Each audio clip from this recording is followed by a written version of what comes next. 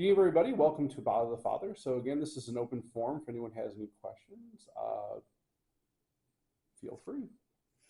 Well, I just happen to have one. Great. So, and I had asked Renee about this because we met on a few issues and she explained it, but she said, go ahead and talk to Father. So, Monsignor or Archbishop Vigano again is Right. going on about the Pope's comments regarding it. And personally, I have always felt that if a person grows up within a separate religion and knows nothing about Jesus, but they stick to that religion and they adhere to that religion and they're a good person, I can't see a God of love sending them to hell. That's always been my personal belief. But what do I know? But then when the Pope came out and more or less, in my opinion, said the same thing, I thought, oh, okay. But then Vigano came and said that it was more or less heresy. Okay. So let's just first understand what allows entrance into heaven. Well, for me, it's a natural order of thing. Okay. Right? So, well, what the church would teach, and this is in the Catechism, this has been taught by the church from time immemorial, only those that are allowed access to eternal life in heaven are those that are baptized. Now, what the church teaches is that there's three forms of baptism. There is sacramental baptism, where you have to have the water poured over your head. The word said, I baptize you in the name of the Father, the Son, and the Holy Spirit, and you are baptized, right? That cleanses you of original sin, that cleanses you of any personal sin. It makes you a member of the family of God. It gives you virtue. It gives you the gifts of the Holy Spirit, makes you part of the church, gives you access to the other sacraments and eternal life. Wonderful. A lot happens at baptism, right? Which is why anybody can do it, right? So even those who are outside of the Catholic Church, those that are baptized Lutheran or Anglican or Baptist or whatever, we would say you're baptized. You're a part of the body of Christ. Great. We don't may still have division within the Christian church because of whatever, but you in other words, you are still in the church and you have access to eternal life. Now, there's two other forms, though. The one form that is probably the one you're kind of referring to is what we call baptism by desire. So the example you use, let's say there was somebody remote, never heard about Jesus. They're in this island that can't be accessed from sea or plane or whatever else, and they live their entire existence without knowing Jesus or what he did for them. Because of that, are they barred from eternal life? Well, we would say that depends. So provided the person is following their conscience, meaning we understand that natural law, God has written things on our hearts, specifically, that there is a God. Like, that's just something we can reason to, right? Without faith, we can say there's got to be a God. I mean, look at everything that's created, look how everything works. That would indicate there's something that keeps it going, something that created and something that ends it. That philosophically would say God. And because of that, I owe my existence to something outside myself, and I'm going to serve that through the people around me. So in other words, that's the second golden rule, right? Treat each other as I want to be treated, right?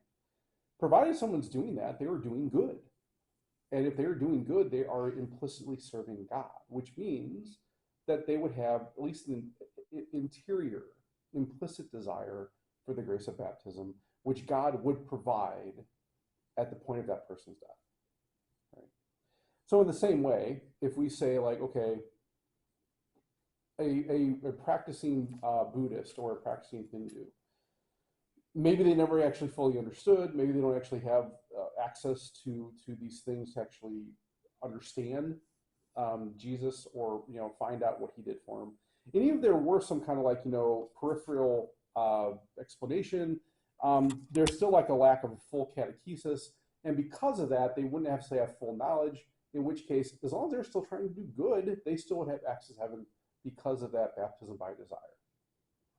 The third one, which is probably, I don't know, although we did hear about this happening recently, we would say baptism by blood.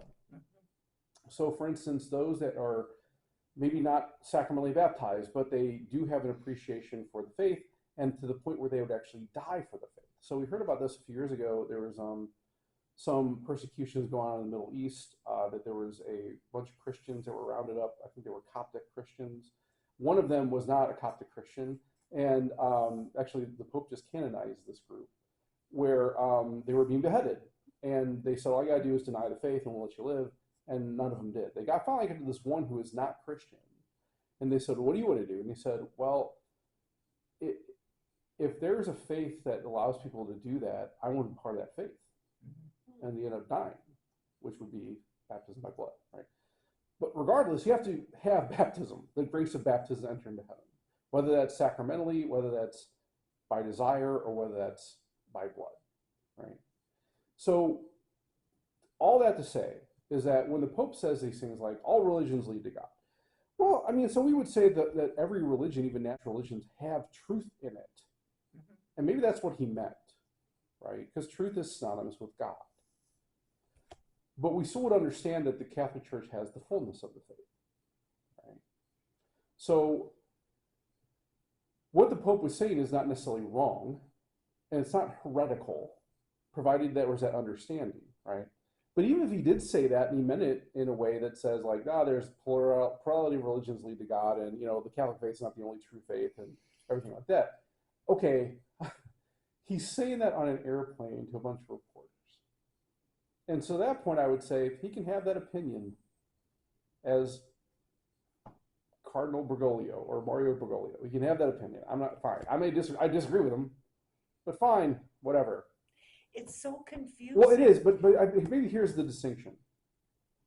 If he were to write that down and say, I, as the Supreme Pontiff, the successor of Peter, in this matter of faith and morals, do hereby say that this is actually a thing, then we have a problem, right? Yeah.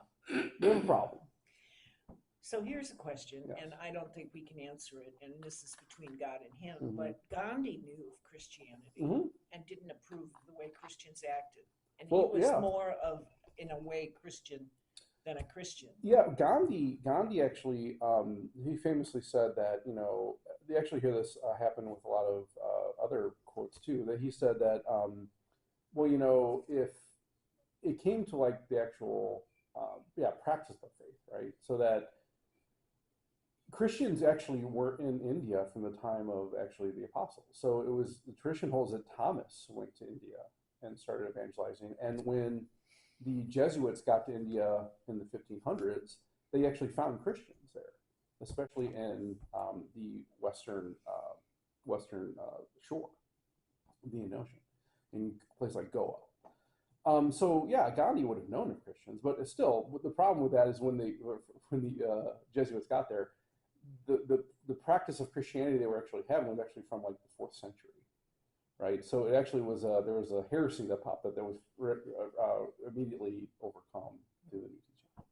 But there's still the faith that was there, right? So because of the cultural aspects, you had Hindus, you had Muslims, you had Christians maybe to a lesser extent. But I think what Gandhi was getting at is the fact that the Christian sect that was in India didn't really do much to provide the independence for India. And that's probably true because they were a minority, right? I think the point he's making is valid, though, is that, for those that claim that Jesus is a God and actually have God present, right, you would think their actions would conform to that belief, right? Which, again, we can make that claim even today. I think especially today. Yeah, of course. So I think the point that's made there is we have to understand the context. We have to understand that the Catholic Church does teach their truth in other religions, even natural religions like Hinduism, Buddhism. But I think where the difference may be is that we would still say that baptism is required, one of those three, right? And the Pope would, I would imagine, confirm that too. But again, we have to understand, we don't know the context of someone's heart. So if someone dies in the state of in that state where they're not Catholic, we would say they're denied heaven because that's between God and the person, right? And so the point you're making there is that, if someone for instance, today, we wouldn't say that every Lutheran that's practicing today, even faithful Lutherans, are heretics. We can't say that. because, well, hey, I mean, the same way that I grew up Catholic and people grew up Catholic, you're formed in kind of this family, this faith that you've been given, right? Same with Jewish people. Yeah, indeed, right. So now we could say that, in the very beginning of Lutheranism, well, yeah, Martin Luther, he was right on a lot of things, but the problem was he decided to leave instead of to see the fruit of what he was trying to do, right? So in that respect, he also did have, even though it was infallibly proclaimed, he still had held a contrary belief, which would be heresy, right? So today we can't say that people that practice the other faiths are heretics because, well, they're not, right? Do you think, and in other faiths, Buddhism, Hinduism, that there are miracles that are performed? Well, here's the thing that's kind of funny about that. There aren't any recorded. I mean, funny, when you look at miracles that happen, they're at least recorded. They're only found in the Catholic Church. I've always wondered about that. Now, I think the reason why, though, is because of the scrupulosity the church takes in investigating them and recording them. Okay. Right? Because let's say if I were a Pentecostal, right? And I would say, you may see this on like televangelists where people come up there in the wheelchair or whatever. Okay, well, fine. They lay their hands and people pop up and it's just like, okay, it's crazy. They have revealed that a lot of these are fake, right? They're actually stage people that come up and do that. But let's say I'm in a Pentecostal church, I'm not in these televangelist things, and I have someone that comes up, I lay hands on them, they pop up, and there's a miracle. And there's even witnesses to it. Okay, I'm not going to doubt that. I wouldn't. But also, I think there needs to be some investigation into it, right?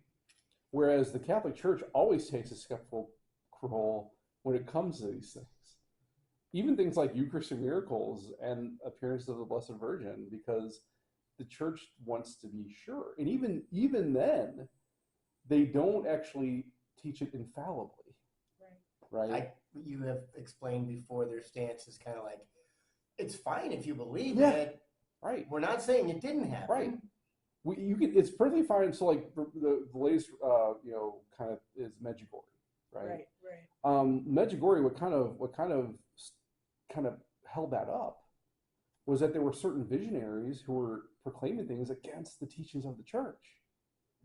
And so when it comes to what we call personal revelation cannot contradict the teaching of the church. So, in other words, if I were having a vision of the Blessed Virgin, and in this vision, the Blessed Virgin tells me, well, my son, he wasn't really God. It was a great, we need to reveal this now and let people know that. Oh, well then I might go to my bishop and say, look, Archbishop Rosansky, I had this vision and here's what the Blessed Mother told me.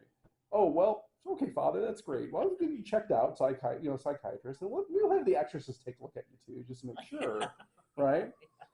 Because there's that's checks and balances that are set. Correct. Because like even with the personal revelation, the best the church would say about those things is maybe. Maybe. Right? Like when St. Faustina has a vision of hell. Great, maybe. It doesn't contradict anything the church teaches. That churches teach there is a hell. The church doesn't teach what hell is like. So if you have a vision of hell, great. At least you're confirming that it actually hell exists. Awesome. We're good. Right? Okay. So I think we always need to take these with an understanding. I understand how it can be complicated because, I think first off, we need to understand that every pope throughout history has had personal opinions that may not necessarily completely line up with what the church teaches. But the miraculous thing about these things, is that even if that happened, no pope is taught that. Meaning formally written it down as an infallible statement that says, here's what the church teaches. I think there's something to it. We've had some really bad popes. We've had some bad ones, like really bad ones, like those that were not living their life in accord with the vows they've taken. But none of them have ever taught anything contrary to the faith. I think that goes to show that this church is not being run by men. Well, it's still here. Yeah. Yeah, the was a famous line from there was. Oh, you didn't mean women. Yeah. well, well, you know the I meant just had to yeah, think yeah, that yeah, yeah, through. yeah, yeah, yeah. I just mean People. the Holy Spirit, right? Mankind. Yeah, right, yeah. Yeah, There's a famous line by that was a conversation between a cardinal and Napoleon back in the 19th century. As Napoleon was going through Europe, he was trying to convince this cardinal. He's like, well, you know, even though I think the way it would, I'm paraphrasing this, like, you know, I don't want any harm to the church, but, you know, also, like, if I wanted to, I could destroy it. To which the cardinal responded, Your Excellency, we've been trying to do that for the last 1,800 years. If we haven't succeeded, I don't think you will either. Right? That's great. I've never heard that. Yeah. So, yeah, I don't know. So I am Pat Dully. I know Connie, but I'm John Duffy. hi, John. Nice to meet you, Pat. Nice to meet you. I haven't been here in a long time, Yeah, but you know, welcome when you have a question, then you show up. Yeah, right? sure, great, yeah. And have you got Is one? it Go ahead. good? Yeah, Good go ahead. Yeah. one? Okay. Unless Connie, I think So- we can answer your question, right? You got that? Are you- Yeah. Okay, yeah. good. Okay, good. All right. Thank Uh, rumor mill has it Mm-hmm. that only Catholic children can sing in the choir. Okay, so what we talk. So this actually coincides with what we're kind of talking about just now, right? Okay. So, what we're talking about is ministry. Yeah. Right. Okay. The choir is a ministry. Yes. I Choir. Yes. will Yeah. Yeah. agree. So I would expand that. Let's make it general. Let's just make it general ministry, right? So who has the privilege to minister in liturgy, right? Well, let's first off understand what's happening in liturgy, right? So we're talking about a worship that's been handed down, right, by Jesus to his apostles through time. We also understand that, especially at the Mass, for instance, the sanctuary itself of every church is where heaven and earth meet, right? So who, again, is allowed to go into heaven, right? Those are baptized, whether by desire, whether by blood, whether sacramentally. So if our liturgy is reflecting what's going on in heaven, right, our ministers, the ones that enter the sanctuary, should also be baptized. So what does that mean? So how do we understand ministry? Well, we would say servers, for instance, right? Eucharistic ministers, lectors, choir, right, is part of that ministry. Now, you could argue, well, do they actually come into the sanctuary? You know, if you're up in the choir loft, that's not really the sanctuary.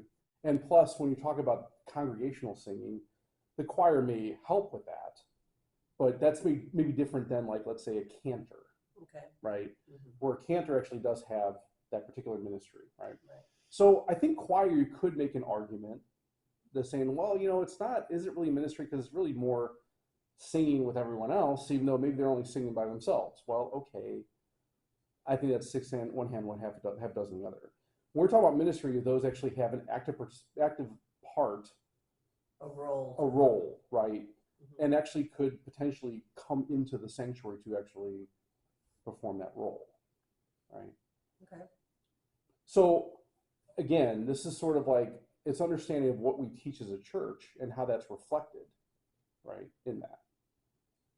So yeah, we do have a lot of children over at St. Anne who aren't baptized, right? So Oh, I don't know that. I know we Yeah. have a lot of non-Catholics, Yeah. but Right, we know yeah, for a yeah. fact they're not, or how do we know? yeah, that? well, I mean, so we've been trying to find that out, and the response, and here's the thing about it, they tell me when I'm Oh, in the the yeah, kids? when I'm in the classroom, you know, we talk about, oh, who's all baptized? And, you know, people raise their hand, people don't. It's like, okay.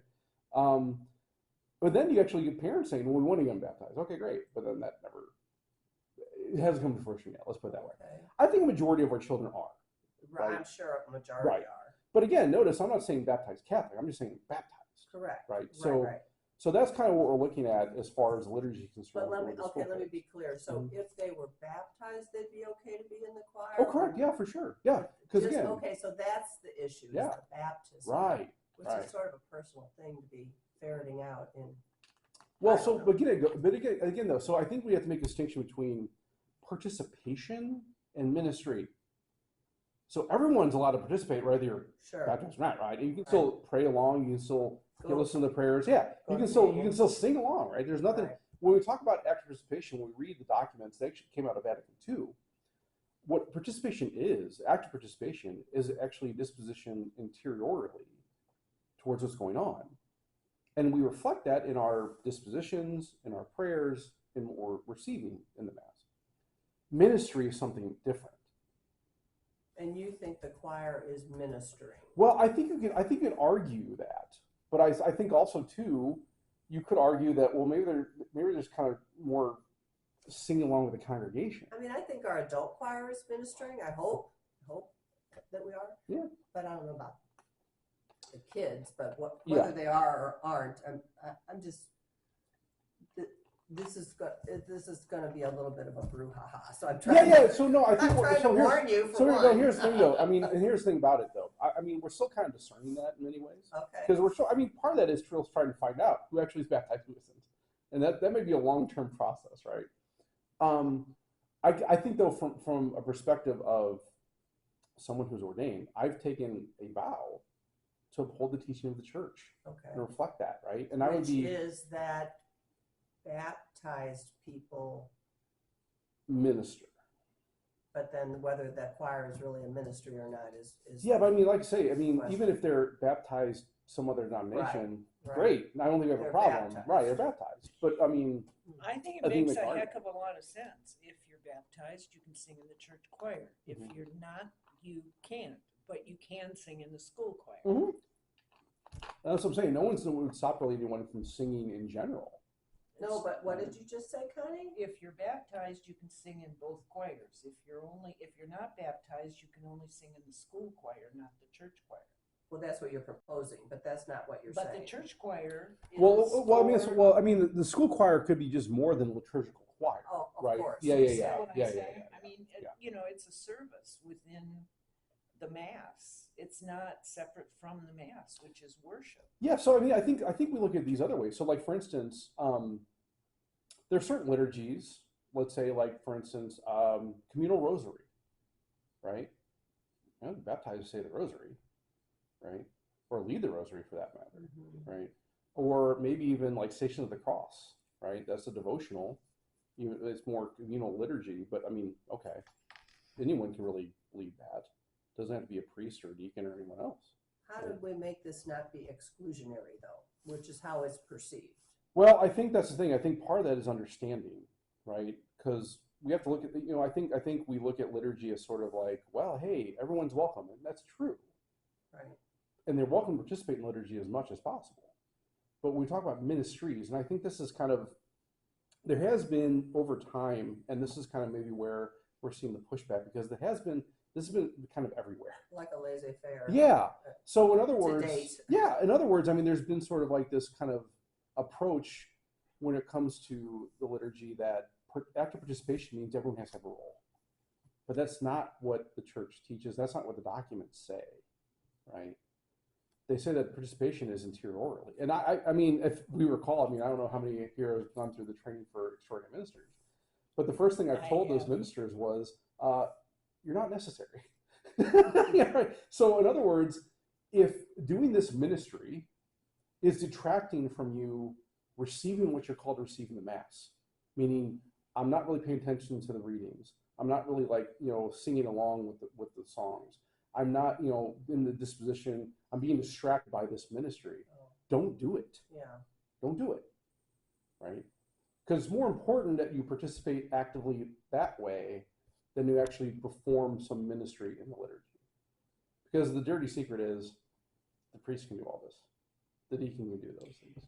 Well, the only reason Eucharistic ministers ever evolved was that it was a crowd control. Yes. Yeah. But we no longer have that problem, really. I mean, that's true.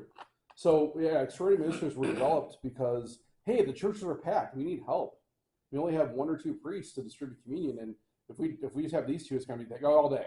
20 minutes. Right. Yeah. Nobody wants a 20, 30-minute communion. Right. The only time I had that problem was when I was on a cruise ship at Christmas. And we had 4 communion ministers. Yeah. It took us 15 minutes. I mean, and Christmas, Easter here. I mean, it took a long time, and we needed them. You know, I don't know if we can make that argument for Sunday masses, even at 11 o'clock, right? So again, I think we need to understand there has to be an understanding that I think in the zeal to get lay people more involved in the liturgy, which is good and holy, and we want that. There's been a blurring of the line of what the difference between ministry within the liturgy and participation in liturgy actually is. Does this go back to when I was growing up in the church and the liberalization of the mass and, you know? No, I don't think necessarily has anything to do with the Novus Ordo. I think what happened was there was a development when it came to like what these ministries are, right? So in other words, up until Vatican II, all these ministries were part of clerical service. So in other words, to be a lector, to be a server, to be an exorcist, to be a porter, right? These were all liturgical ministries that were instituted upon somebody who was actually preparing for holy orders, right? So in the old form of the Mass, even before Trent, your lector would be a cleric, right? And the cleric, you can tell they're a cleric because they went through tonsure, meaning they had their head shaved, right? Oh, wow. Yeah. Now they call it candidacy. We all, you know, so they still kind of retain the tradition, but you don't have the haircut. Actually, I think the last time we did it here in St. Louis was like 1973. So whatever. So then you had like, you know, okay, so maybe you start your ministry as a porter, which means you're just like the doorman, greeter, usher. Then you would probably go up to lector, right, reader. Then you would do maybe catechist, and then you would do exorcist, and then you would be acolyte, right, and then subdeacon, deacon, holy orders, and subdeacon will actually receive holy orders, right, because actually was more, there's actually a particular thing going on. Vatican II, there was kind of this understanding, it's like, well, these are institutions, not ordinations, so wouldn't the fact you're baptized allow you to be instituted in these ministries? And I think the church rightly decided, yeah, that seems right? Because especially if we're trying to open up the church doors and get people involved and, you know, have people minister, especially because the churches are packed and we need more help, it seems right that we do these things. And even technically, these ministries are supposed to be instituted, right?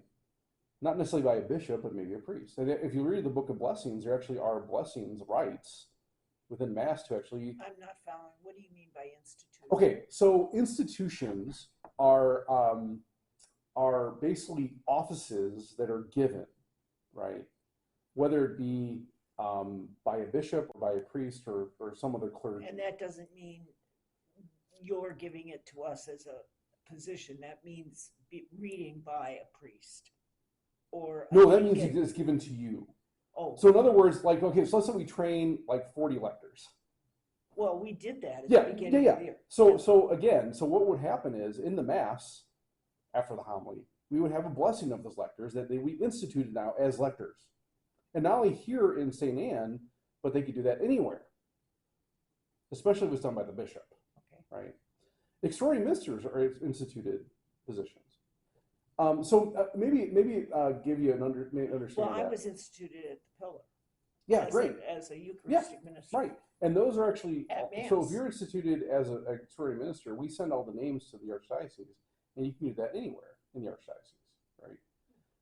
Maybe example of that's kind of developed over time was this, you may have heard of deaconesses, right? No. No? I didn't a while think back there there was such a thing. Yeah, a while back there was kind of some controversy because there was another kind of, I don't know, reapproach looking at holy orders and if, you know, allowing women to become, receive that sacrament. Just to be aware, that's never going to happen. No. Okay, we're all clear on that. I just want to be very clear. And there are reasons, we can talk about that. But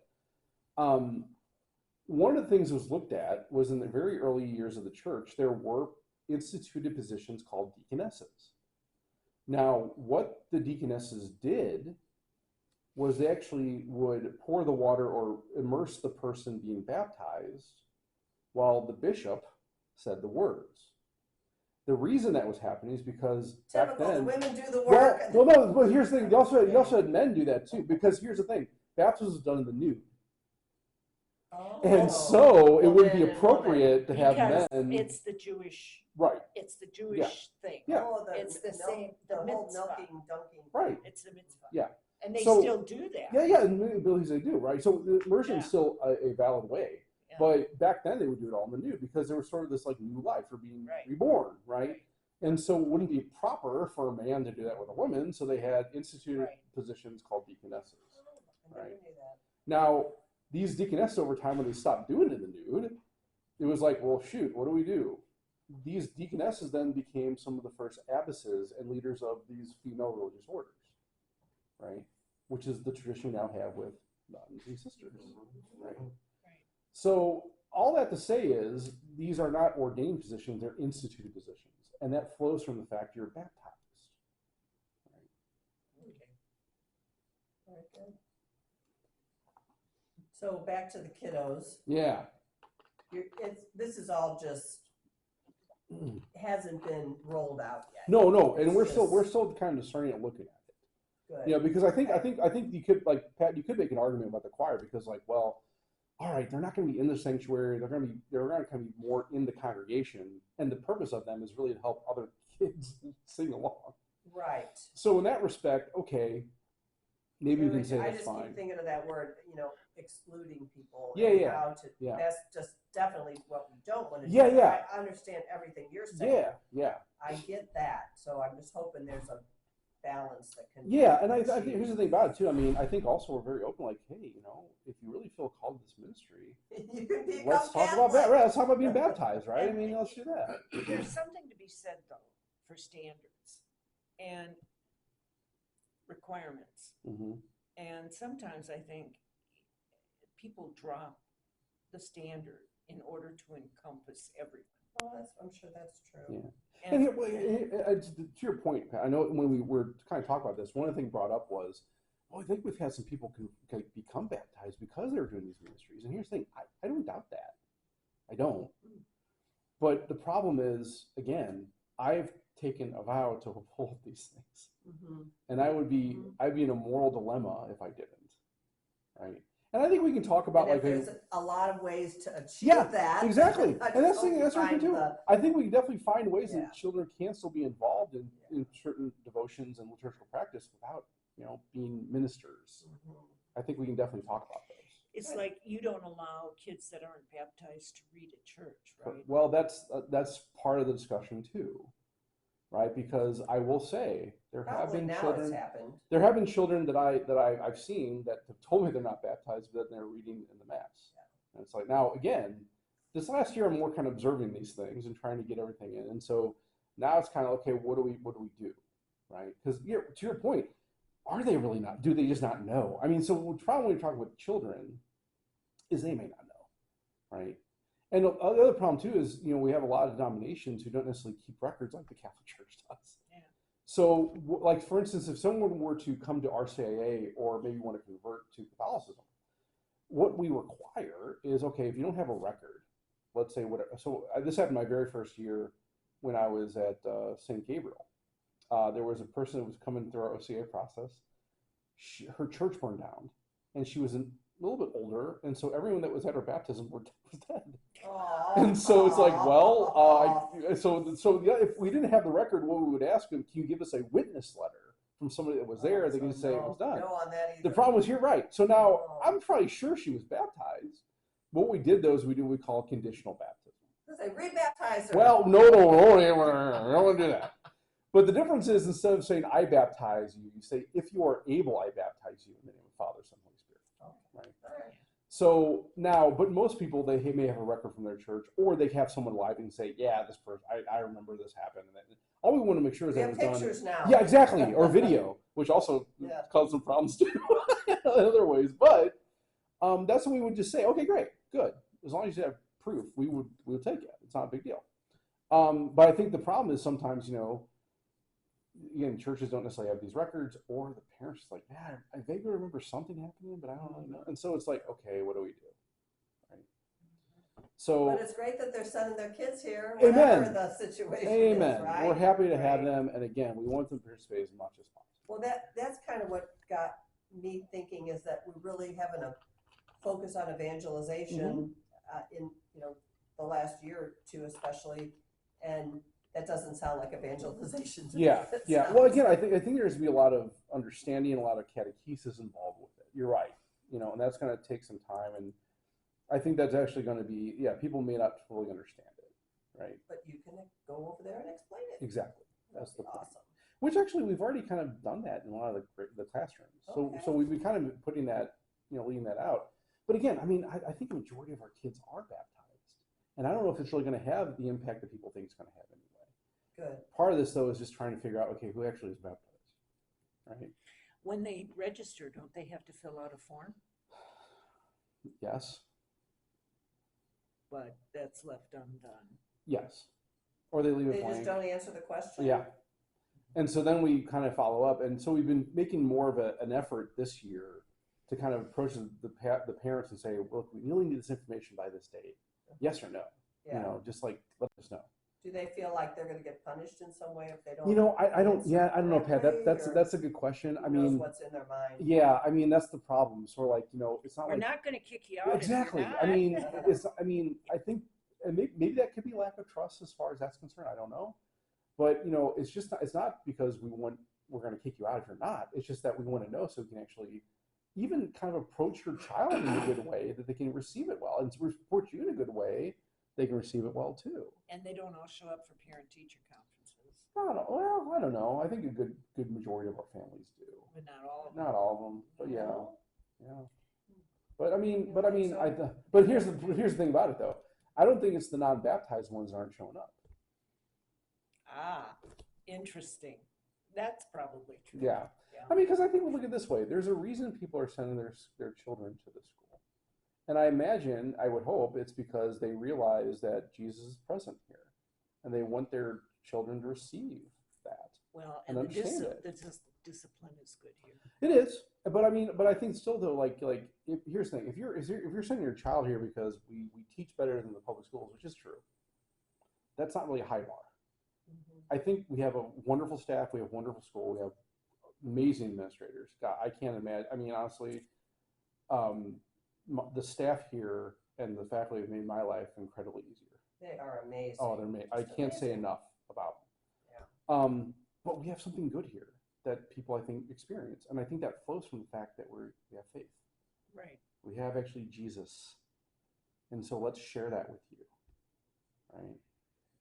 At every Catholic school that I've taught at, that's the bottom line. Yes. Right.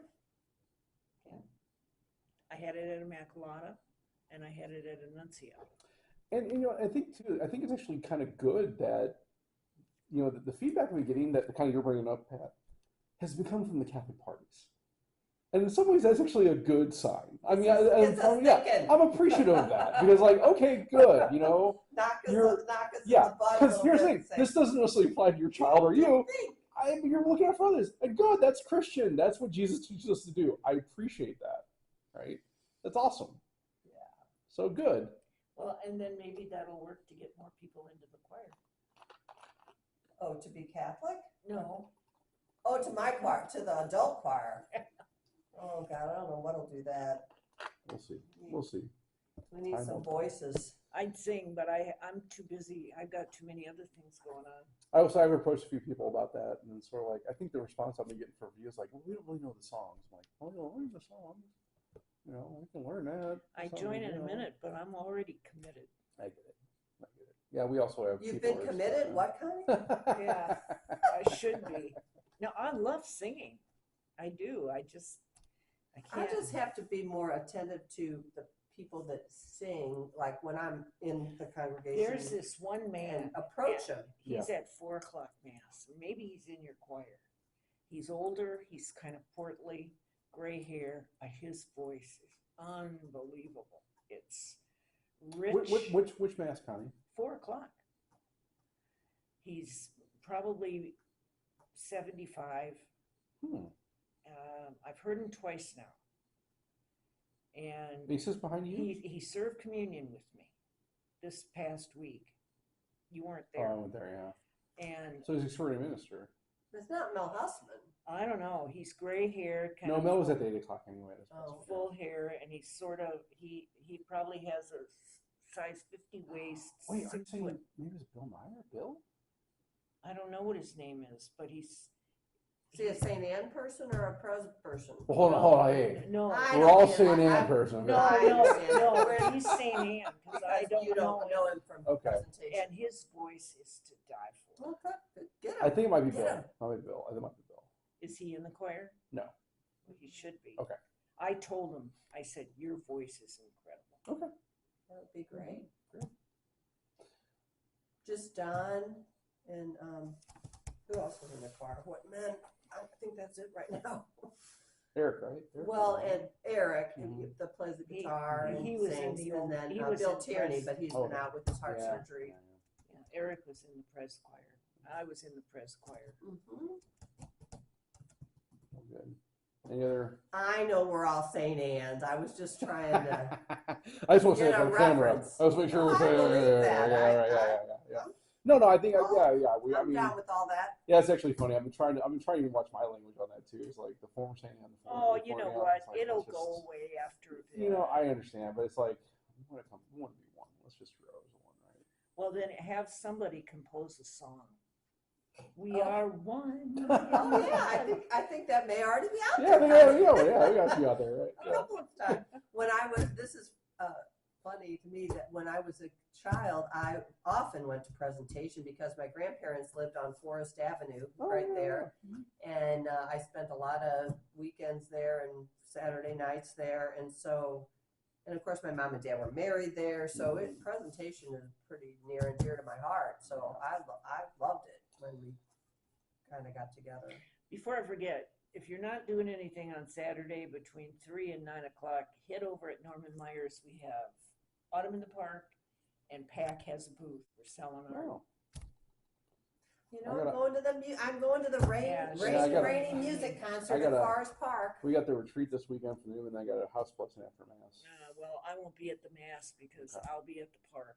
All right. You're not How's ministering. Newman Center doing? No, I was, but I found a okay. replacement. You know what's going well. We've got a good core of kids there, and we get about 15, 20 come on Wednesday nights, which is like our community night, That's which is awesome. good. You know, the Sunday mass are a little bit less attended, but you know, we encourage the kids to go with their families. Mhm. So usually you just get those who are living in town from out of town, and but yeah, it's going well. That's great. Yeah, we actually engaged with the young adults group in the area that's run by Father Samson and Father Archer, and that's been good to get some people here, and then we've been sending our kids back and forth. So it's been good. Okay. All things new. But where's the priest that's been with you on Sundays? Where is he? Is he living here?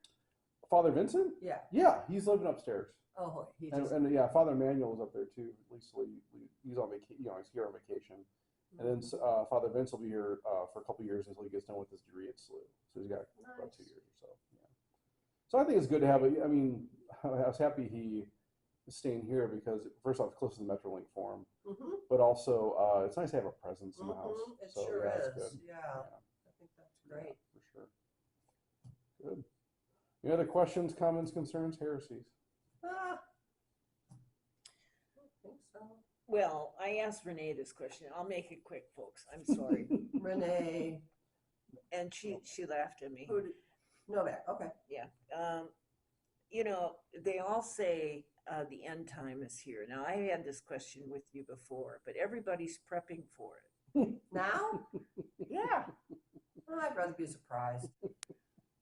Well, here's the point. You will be. That's the whole idea, all right? Yeah. I mean, you know, it's funny. When I was a transition. What's your question? Should we be stockpiling Well, something? I have or- friends that have been getting salt blessed, salting their yards. I'm not kidding. They've got their holy water. I mean, I have my holy water, but they have stockpiled their groceries for the 3 days. They've got their drapes ready to close. You know what I'm talking about? Oh, Yeah, I mean, here's the thing. We've been in the end times for the last 2,000 years. And you told me that Yeah. before. It's just, Right. it's I mean, like, the point is, here's the idea. I mean, the whole idea behind this understanding of the end times is that when Jesus talks about you don't know the day or the hour, that just means you don't know when you're going to be going into judgment, right? That's the Well, whole and you point. don't know when you're going to die. Exactly. Basically, Exactly. it doesn't mean that the whole world is going to go Exactly. dark. Yeah, and I mean, here's the thing. That may happen. It may happen, But yeah. again, you know, when I was a transitional deacon, I was stationed at St. Patrick in Wentzville. And so it's funny, that whole year I was going out down 40, and there was this billboard that said, end of the world is going to be on May 17th or whatever. It was like, oh, good. You know, I remember, I think I preached about this too. It's like, when this gospel comes up, it's like, that's just foolish. It's foolish. You spent all this money on a billboard. And what happened on May 17th? The billboard company asked him, "Do you want to?" He would keep it up. Exactly right. Right. Next month. Right. The whole point of that is you don't know, and so the idea is not to say, okay, let's get our food together and let's get ready for a life after the end of the world. It's about preparing my soul for when that actually happens. Right. Right. Well, I told my friend, I said, look, it doesn't matter. You're ready. Yeah. I mean, when I What's the salt do? It's blessed. So blessed salt. It does have some spiritual effects. Blessed salt? Yeah. Where did they get it blessed from? she took it into Father Dolan. Yeah, there's blessings of exercise. What like they call exercise holy salt. water. Exercise. Yeah. So Keep yeah, the evil you spirits away from right. you. Oh my. Yeah. I mean, there's a spiritual use Well, I mean, of it. energetically, we use salt as a purifier, but that's not anything religious. It's just Yeah, I mean energy. that's the whole point of using salt, right? There's always a natural and a spiritual aspect of that. So like, you know, when we have exercise salt, yeah, that has some spiritual, you know, use. But I think the other thing too, we don't want to fall into superstition either. So there's a fine line that there. seems a lot. Well, that seems superstitious to me. I guess that's what I was. But maybe not. I mean, I don't know. I mean, so the thing about it too is like we need to understand that, like, okay, when I bless, let's say, a crucifix, right? The crucifix itself, even though it's a sign of the power of God, like the metal and the wood, does not become like a magical talisman anymore, right? The point of the blessing is for the person using it, right? Blessings are always directed towards people, right? So like water, you bless water, great. That's supposed to remind us of our baptism, right? And that every time I use that water, I am reminded of that grace I've been given, and I'm called to deepen that grace that I receive in those sacraments. That's what blessings do, right? And in many ways, you know, when we talk about like blessing people, like everyone always asks, who can bless? Well, anybody can bless, technically. I bless my kids. Yeah, right, exactly. And here's the thing. That's probably more efficacious than if I were to bless your kids. Because you have that relationship with your kids, right? Even though I represent the church, there's probably a deeper reception of grace that could happen for them by you blessing them than if even I did, right? We should bless our kids. Students, teachers should bless their students. Good. Typically, we would say anyone who has any kind of spiritual authority should be the one to bless. So obviously, children, parents, that kind of thing, right? What we don't want to fall into is, okay, this water is now blessed, and that's going to be my salvation. No, that's Jesus. Right? That already happened. Yeah. You know, Right. I just love listening to you because you are so practical. That's the engineer in me, Connie. And I love it. Yeah. I love it. It's really good. Good. Thank you. So you made it through your first Sprinky okay? That was great. Yeah, it was Yeah. fun. No, I mean, I wish I would have been there more, but I had stuff. But it was good. It was fun. I thought it was great. Yeah, I thought it went well. I was getting kind of nervous because, I'm from South St. Louis, and usually when we have like particular like parish events that are more open to the community, that typically breeds other things. A lot of drinking. I think we do. No, I think people are pretty well behaved. No, I was really impressed. Well, I think it was didn't great. come to this one. Yeah. I haven't been to one since my son and my daughter were at the Sprinky Mhm. tournaments. Mhm. But yeah, I mean, I always thought it was pretty decent. No, it seemed like Well everyone. run. It was Yeah. great. Very And you didn't wholesome- have- Yes. wholesome family Yes. fun. Right, very nothing much. like Father Bob had. Yeah, that was such a shame. Oh. That Holy Spirit. Yeah. What happened? They had a carnival. And Oh, yeah, out at St. yeah, Blaise. yeah, My yeah, hairdresser Yeah, that belongs was to that parish, and unfortunate. she lives right across the street. She said it was horrible. Yeah, Father Evans mentioned that at our deanery meeting. I didn't hear about it. I don't watch the news. I don't know. But I don't he either, he told us but, about yeah. it. I was like, oh man. They had Yeah. kids that they needed counseling. They were afraid to go Yeah. out. I mean, it was terrifying. Mm-mm.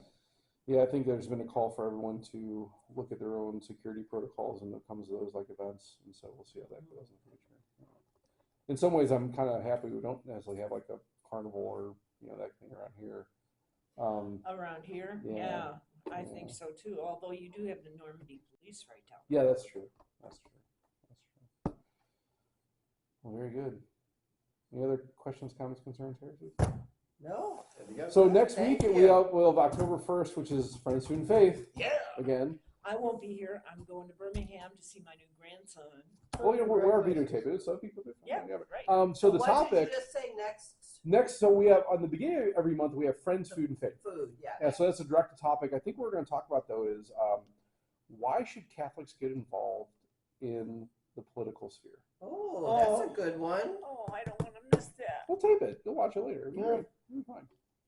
I think it might be beneficial for people. I am going to put a sign in my yard because I had a feeling if Oh, I got it on my calendar already. if the fighters can fight and the congressman can stand up, then the least I can do is put a sign in the yard because of my stance on abortion. Beautiful.